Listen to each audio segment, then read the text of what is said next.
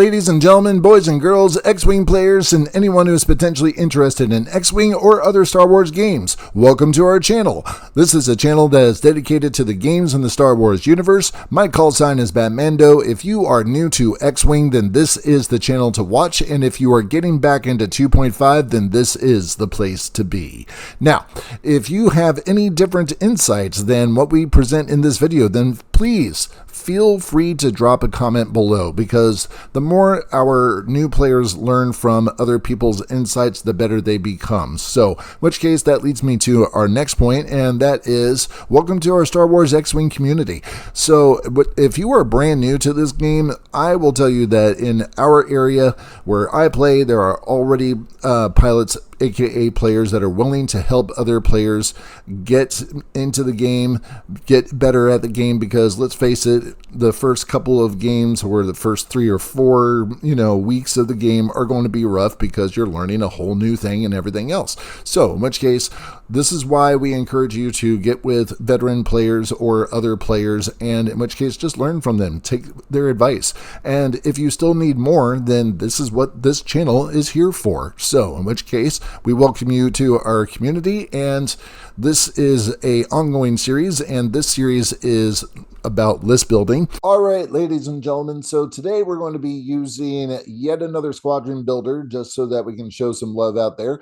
And in which case, I'm going to show you a list that I ran back in the day, but this was a previous points. So I will sometimes tell you what more I added to this. And of course, now that there is a group called the X-Wing Alliance, who is currently in a position to keep the community rolling, I don't know what points are going to take place, and in which case we'll just see where we go from there. But in the meantime, let's go ahead and head on over here to First Order, and we're going to go ahead, instead of just dropping in the TIE SF first, I'm going to be putting in some ships that are definitely going to help it. Now, this list that I am building for you right now with Lingava. Now, Lingava has an ability, or a setup ability, that is pretty awesome, as you can see over there. After placing forces, assign the prime for speed condition to yourself and 2 other friendly TIE-FO or TIE SF that have no equipped modified or modification upgrades. So now what that means is prime for speed allows them to take a slam, and in order to get rid of the disarm, they can take a damage. So in other words, they can lose a shield, or they can lose a hole, just so that they can shoot after slamming into the spot where they are. Now, that being said, we got Lingava. Lingava, I'm going to go ahead and give, since we don't have a lot of points here, I'm going to go ahead and give Lingava, let's see here. First, we're going to go ahead and give Fanatical, because once that 1 shield is gone, that Fanatical is going to kick in really well. Then I'm going to give Marksmanship, and of course, I plan on focusing a lot, so we're going to go ahead and throw in Advanced Optics. And of course, here's the thing with Fanatical, you can change one of your focus results to a hit. With Advanced Optics, you could spend that focus to change one of your blank results to a hit. And then, of course, you got Marksmanship. So if you have the ability to go ahead and line up and bullseye, then this is going to be a pretty good ship. The only thing that I have as a complaint about this pilot is the initiative of 3. However, there is a way that I could possibly fix that. Now, we're going to go ahead and jump on into our next person that we are putting in, and it is an SF. So, in which case, we're going to go ahead and throw in Backdraft. Now, Backdraft used to have a lot more points to play with when I did this list. So, what I'm going to go ahead and show you is that, unfortunately, with it as it stands, I'm only able to put in the Advanced Optics and also the Special Forces Gunner. That's still going to make for a pretty, how shall I say, adequate TIE SF, but it doesn't have all the bells and whistles that it used to. Like, for instance, I used to be able to get a talent in there, and it is what it is. So, in which case, we got the TIE Interceptor. I'm going to put in Ember here because that's the one that I can afford in this variation of the list. So, with Ember, I'm going to go ahead and put in Fanatical as well because two shields aren't going to last too long. And then, of course, let's go ahead and get in the Advanced Optics because, in addition to getting that target lock, there's a possibility that I'm also going to be using that focus. Now, the reason that I'm bringing up the target lock is because we're going to add in one of my top three SFs, and that's going to be the one, the only Lieutenant Lahus. So, in which case, we got Lahus in here. Lahus's ability, while you perform an attack, you may spend another friendly ship's lock on the defender to re-roll any number of your results. So, if you go ahead and get a target lock running with Ember here, and then you go ahead and use it from Lieutenant Lahus, Ember still, in theory, has a focus, and in which case, there you have it. So now let's go ahead and continue building out Lieutenant Lahus here. So, in which case, obviously, I'm going to go ahead and throw in Fanatical again. Lots of Fanatical going on in this particular list because mostly there's not a lot of points to go ahead and throw out there in this particular version. So we will obviously put in the Special Forces Gunner. I don't know if we've actually ever talked about this being one of the features of yet another squadron builder. So in which case, let's go ahead and come on down here. I want you to notice that as soon as you select some of the pilots that are already in the list, it grays it out so that you can't select them again. So pretty cool feature there. We're going to put in Quick Draw. And the thing that I'm going to maybe throw off about Quick Draw that some people may not always think about. So I'm going to go ahead and put in Fanatical. Not a lot of people may want to shoot at Quick Draw because of the ability here. After you lose a shield, you may spend one charge. If you do, you may perform a bonus primary attack. And it doesn't even have to be against the person who shot at you. It could be at anyone on the board. So now, we have Fanatical. Now, this is where I'm going to show you something a little bit different. So we're going to come all the way down here to Swarm Tactics. By the way, again, blurring out or graying out features that cannot be used in these ships, et cetera, et cetera. So pretty cool feature there. All right, so we're going to go ahead and get our Special Forces Gunner here. And then, of course, I'm going to throw in Advanced Optics, and that is everything that we are allowed to do. Now, just so that everybody understands why I'm kind of, making the observation that the points used to be different when I flew this. Like when I flew this, because I still have the list on my phone here, and that is I used to be able to put in 21 points in loadout on Quick Draw. And now it's just down to 12. Now, granted, they made Special Forces Gunner 0, but at the same time, there's a lot more stuff that I could have gone ahead and thrown in here, as you can imagine. So this is one of the lists that I would go ahead and say, go ahead and try this out because you're going to have Prime for Speed. You're going to go ahead and give that condition to Backdraft and to Quick Draw. All three of you can slam together in a formation. All three of you can fly across the board because all of them have, hold on, let's get to a spot where you can see this. So all of them have 5 forward for their maximum forward speed. So imagine slamming with that. Imagine traveling across the board. So maybe not do this on round 1, but definitely consider it round 2. Get a little bit far ahead so that you can get to where it is that you need to go for the second or third round. And then once you have put those 3 ships in position, and I usually fly them as a triangle, reverse triangle, upside down triangle, where Quick Draw is close to center, and then as in like, if you're running them up the side of a board, then Quick Draw is going to be closest to the center, whether it's left or right. And then Backdraft is going to be on the opposite side at that point in time. And then you put Lingava in the middle behind them. So at some point in time, I'm just going to admit that Lingava is a sacrificial lamb. So you're going to go ahead and see Lynn. Lynn's going to get the ability off so that they can do a Prime for Speed. And then when Lynn dies, okay, you just lost 3 points. You still have backdraft and quick draw that need to fly within range 0 to 1 of each other. Or I'm sorry, it's range 1, my mistake. And at the start of the engagement phase, choose one friendly ship at range 1.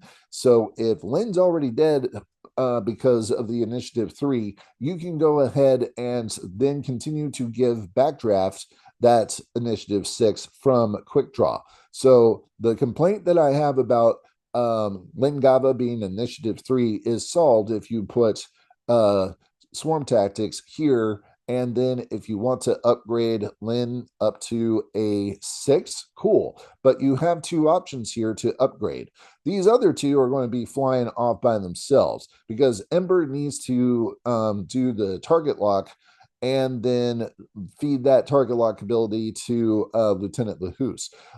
Ember, here's what I'm going to say, is it's cool if you can keep this combination going, but pretty soon any advanced player is going to see this relationship and they're going to go ahead and try to take out Ember, or they're going to try to take out Lengava, so because they don't want you to get these combinations off. Now, as soon as Lin is basically done with that prime for speed, it's really mostly just a one-time use. And I will tell you that when I was flying this list, it was successful to people that didn't know that you could travel across the mat that quick. Once the trick is revealed, then it's kind of done for. So now, in which case, let's go ahead and talk about a different combination of a similar list to this. So I'm going to go ahead and start a new, oh wait, oh hey, guess what, I get to do this again. So we're going to go ahead and do a control T here, and we got the whole Yasby thing going on. Let's see here. Boom. Hey, what do you know? Lengava back again. So now, in which case, we're going to go ahead and throw in Lengava again with the Fanatical, because that shield is not going to last very long. Again, with the advanced optics. And then we're going to go ahead and go with the TIE SF again. We're going to go ahead and throw in backdraft, and backdraft is only going to be able to get the advanced optics, and then of course the special forces gunner. And then this is where it's going to change, ladies and gentlemen, because I'm going to go ahead and throw in some higher skilled pilots, higher initiative pilots. We get Von Reg in here. Von Reg is going to go ahead and have Fanatical, because 2 shields can be gone within, say, 1 strike, especially with my defense dice. Let's see here. So now we're going to go on down here to Predator. Then, of course, advanced optics. I think advanced optics is basically a staple for most of the first order ships. It doesn't hurt to have it because of the ability to spend a focus and turn it into a hit. So now, in which case, we're going to go back to another TIE FO. Now, this is where people get into different opinions. If you want to go ahead and put in hold on a second, you can go ahead and put in Commander Malorus. Commander Malorus, initiative 5, not a bad idea. I'm going, and his ability also not a bad idea, because you can take 1 charge and gain a stress token, and if you do, until the end of the round, while you defend or perform, you may change all of your focus results to either evade or hit results. So that's pretty cool ability. Yes, you can go ahead and consider putting that one in, but the person that I'm going to be putting in with the higher pilot skill is going to be Midnight here. Now, Midnight, you're going to probably be doing a lot of target locking, because while you defend or perform an attack, if you lock on the enemy ship, that ship's dice cannot be modified. So you want to keep Midnight kind of in a one-on-one situation there at that point in time. Now, we're going to go ahead and give Midnight, of course, Fanatical, because you have Midnight being Midnight. So maybe you get a lock on someone and then continue to hold on to that lock, and then get advanced optics here to go ahead and use that focus when you have it. But you have to maintain that lock and that target and try to stay away from other ships, so that other ships don't fire on you while you have another ship locked. So now, Then, of course, last but certainly not least, we return back to Quick Draw. And again, Quick Draw is going to have kind of the same build out here since we're running the Lingava backdraft thing here. So again, we're going to go back to Fanatical. Now, if people are experienced with Quick Draw, they know that they really don't want to keep on shooting at Quick Draw. However, you can't leave Quick Draw alone. Quick Draw being left alone is going to come and bite you very seriously in the rear. So now, in which case, this is everything that I have for these particular things. Prime for speed, as you can see right here. Add a white slam action to your action bar. After you perform a slam, you must suffer 1 damage to remove the disarm. Quick Draw is not going to care because the first time that you use this, Quick Draw has shields. And Quick Draw has 3 shields if you didn't already know that. So as soon as you get that shield destroyed, after you lose the shield, you may spend a charge. If you do, you may perform a bonus primary attack. So imagine, if you will, flying across the map and then getting to the target that you're looking for, and then destroying a shield after you have moved to remove the disarm. You get that alpha strike first, and then if you have initiative, you're going to be shooting a second time and most likely destroying that target right then and there. So those are my own 2 thoughts on how to build a list with SFs. Again, there are multiple different ways to play and build SF lists, but these are my 2 favorite. Now that we know that AMG has discontinued X-Wing development and everything else, I'm not really worried about introducing, how shall I say, meta lists and everything else. I'm just showing you all lists that I have enjoyed playing before. This one had a pretty good record of mostly, like, I would say it had anywhere between 2 wins to a loss. But after a while, I just stopped because people caught on to the trick of, okay, it's an Alpha Strike list. He's going to travel across the map. And then they started moving things so that I wouldn't be able to get to those targets in time. So that's the only flaw that I saw really with this list. All right. So back to the outro, and look forward to seeing you next week. Same BatMando time, same BatMando channel. Other things that we would like you to build upon is, well, we got online resources for you to check out so that you can build your knowledge about the game. And what I will tell you is we have the official AMG website right there. So now, if you're looking for other things, or if one of our hosts mentioned something that you're not familiar with, go ahead and get that term, plug it into this Fandom 2nd edition, and it will pop up what it is that you're looking for. Also, feel free to check out other fan-made sources that will also help you along the way. And if you are trying to figure out which list builder to use to build your squadron, check out any of these 3. So, in which case, next thing, hopefully we helped you out, so we would very much appreciate it if you help us out and click like on the videos that you like. That way we know what more videos to create more of. Don't forget to subscribe to our future transmissions and tell a friend about us so that we can get this channel a little bit further out and more people can start playing the game. So, without further ado, thank you so very much for watching. Thank you to our hosts for being a part of this. Don't forget to follow us on Instagram. Don't forget to friend us on Facebook. I haven't said no to anybody yet. And make certain to drop any questions or drop a comment below in our comment section on this video. That way other people can see what questions have been asked and see what answers have been given. I'd also like to say thank you to SlidesGo, Flat Icon, and FreePick for the use of their media in this presentation. And as always, BatMando out.